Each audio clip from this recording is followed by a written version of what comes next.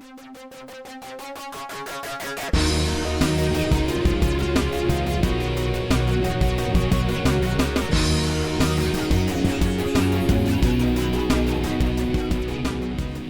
back to Real Estate 101. Today we're going to continue our discussion on home renovations and talk a little bit about ensuite bathrooms. And I'm pleased to be joined once again by Daniel Ott of Artisan Contracting. Daniel, welcome back to the show. Thanks, Joe. All right, Dan, so what is a true ensuite bathroom?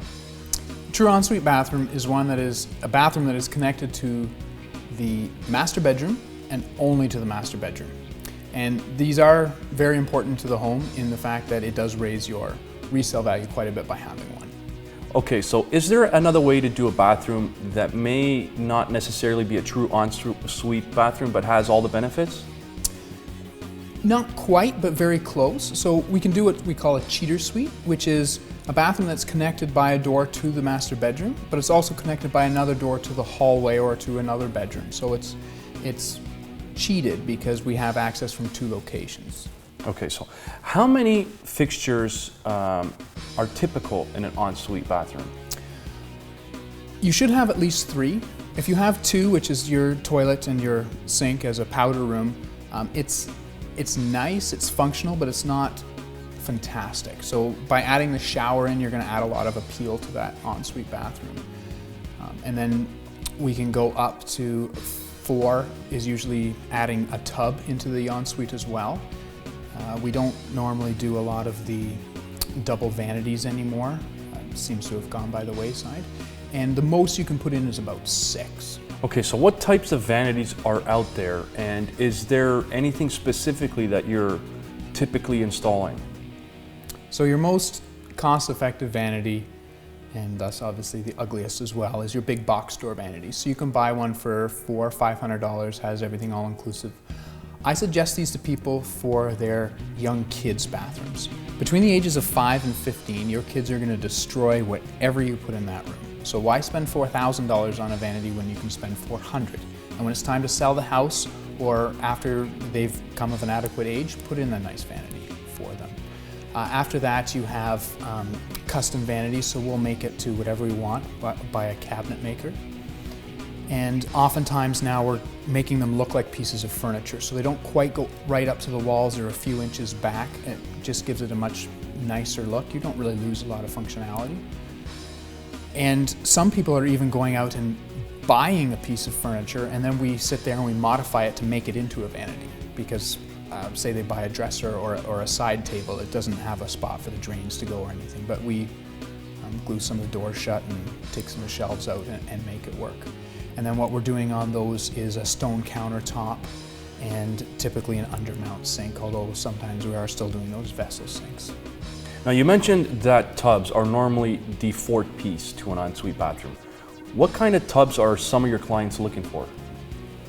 So the most typical tub that we've been putting in now and over the years is a 5-foot soaker tub against the wall and underneath a window. A lot of people say to me, well, it's only 5 feet. That's kind of what I grew up with. It's way too small. Can we go to something bigger? Well, oftentimes it's hard to get a 6-foot tub in there.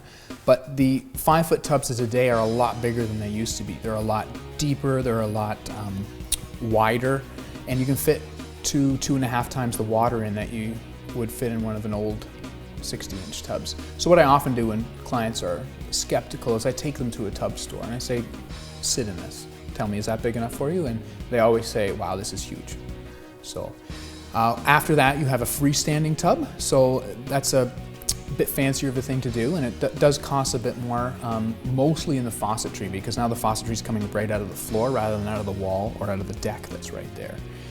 And this does take up a lot more room as well, because what a lot of people don't realize is a freestanding tub, in order to look proper, should be 6 to 8 inches away from every wall. So to fit a 5-foot tub in by 3 feet wide, you actually need 4 feet by 7 feet in order to fit it. And then you have functionality, so jet tubs. I don't get a lot of that anymore. You do get it at the odd time, but most people who put jet tubs in use them 4 or 5 times and then figure it wasn't worth it, because it's the same price almost to get a hot tub, and it's hot all the time. Whereas with a jet tub, You start filling it with hot water. By the time it's full, you can then turn the jets on and get in, but the water's already started cooling off. So you can only be in there for so long and enjoy it. All right, and what about showers? Have you seen a change in the way showers are being built today as opposed to the way they were 10 years ago? Yeah, we're getting a lot more custom showers now than we used to. So still your very basic shower, again, a big box store thing, where you buy these acrylic pieces and you glue them onto the wall. I would Prefab? Yeah, I would never suggest someone does that, the glue on the wall ones. So you have acrylic showers with the one-piece units that are the most basic that I will put in, and they're a lot better than they used to be 10 years ago as well, and they'll last you 20 years. They're easy to clean, they're gonna look the same as later, but it's still just an acrylic shower. So more high-end people are looking for something a little bit beyond that. So to keep in the same sort of price range but have the high-end look, you get then the acrylic bases that come with a glass wall or glass door, and then we tile the walls around it. So it does look a bit fancier, but you still have that same basic costs. And then you get into your very custom showers. Okay, and how would you suggest to build a high-end custom shower? So, and this is different again over the last few years. I'd say about 3 years ago we started doing this, is we take the plywood floor, and rather than build a concrete base and put small tiles in that curve around into a center round drain, we now take that plywood floor and we tilt it towards the door, the whole thing. It's just perfectly flat. What this is nice for is a lot of the tiles that we're putting in bathrooms on the flooring are 12 by 24s now. But then all of a sudden you go to your shower and you'd have 2 by 2 tiles, the really small ones. So by doing a perfectly flat shower, it's just tilted a little bit up from the wall. We can now take those same 12 by 24 tiles and carry them right through the shower. And this creates just a much larger visual space because now the shower is part of the bathroom rather than being a thing in the bathroom. So we put a linear drain in along the bottom part, which is in front of the door and also along. And you can get linear drains about 5 feet long. And it's about 3.5 inches wide, but they're really neat. And then you get a drain all the way along. And it comes into one small hole in the middle still, but you don't see that part. And then what we like to do is take a waterproofing agent. A common one we use is basically a paintable rubber. So you roll it on like paint and it solidifies into rubber when it's done. And you've got one piece of rubber. So on the floor and then 4 feet up the walls. So any of the water that hits that section is only going to go to the drain. It's not going to soak into the walls, which is one of the typical problems we've always had over the years with custom showers. Then you tile the floor, like I was saying, you tile the walls, we get custom glass in, and then oftentimes we're doing it with outdoors now. You make it it's barrier free already because we have the linear drain, you just walk straight in and there's no door to swing, you just come right in. Now you need a big enough shower to do that, so you're typically talking about 4 feet by 7 feet to do something like that. So it's a good size. Okay, so what about toilets? Because toilets play a big role in an ensuite. Is a toilet or is there different variations? You would be surprised, Joe, how picky people are about their toilets. So you got skirted toilets, you got unskirted toilets, you got one piece, you got two piece. In the end, to me, it's just a toilet. Yes, you can get different styles to match the style of the room, but it should be a pretty simple thing. But you can buy a simple toilet for $100 and you can pay, I hope you're sitting down, everyone at home, $14,000 just to purchase a toilet.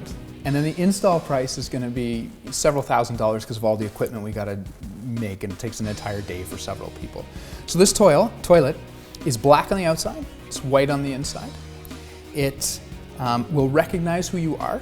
Okay, you program it to yourself, and comes with a remote the size of a computer keyboard. Okay, so if you program it for yourself, Joe, and it recognizes who you are, and you approach it front ways, it's going to lift both seats for you. Really? Because it knows who you are. Then it's going to start playing your music selections. It's all programmed in there. Okay. It's got a night light on it, so you don't lose your way at night. You don't have to turn the whole light on. And the fact that it's black, you pay an extra $2,000 for that feature. Really? Okay. And it doubles as a bidet. So you don't need a whole separate bidet there if you want it. It doubles as that already.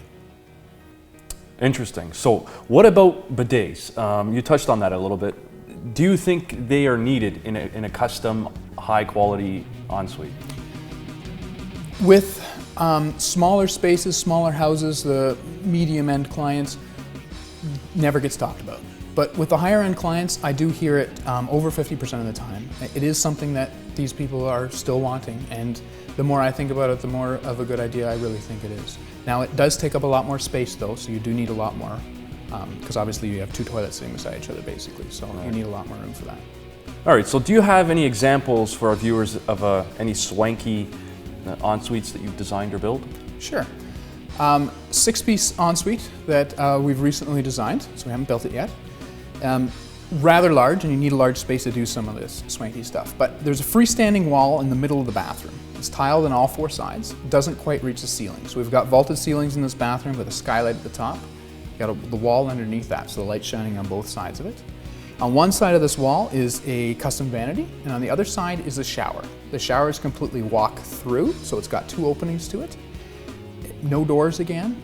It's all pretty much one floor with the bathroom. The freestanding tub is off to a corner, and it's got different tile underneath it to kind of look like it's in its own oasis over there. And then there's a whole separate room within the bathroom that houses the toilet, the bidet, and a second vanity. Wow, that does sound very swanky. So what is a typical price to pay for one of these high-end swanky ensuite bathrooms? So the one we just talked about was about $50,000 along with building the walk-in closet. So not putting the organizers in it or anything, but building it and painting it. So that was about $50,000. But a typical ensuite that we're doing is somewhere between $25,000 and $30,000. And that is your 4-piece soaker tub against the wall, so in a tub deck, a custom shower, your toilet, and a custom vanity. All right, Dan, so for today's final question, do you have any last tips for viewers that are about to embark on a large ensuite, design that they're going to be doing in their home? Be open to things. A lot of people think the linear drain is more of a too modern thing for them, so they want to go back to something else, but we can deal with the finishes, and there's different grates to put in to tie it into even a traditional setting, if you will. Be open to design ideas and being able to move some walls around to get the space needed in the right array to get things to work. All right, Dan, good stuff. Thanks for coming on today's show. It was a fascinating topic, and I'm looking forward to seeing you again next month. Thanks, Joe. And if any viewers out there are looking for a high-end ensuite bathroom, either built as an addition or done as a renovation, give me a call. Thanks, Dan. So there you have it, high-end custom bathrooms by Artisan Contracting. Thanks for watching today's show, and we'll see you again next time.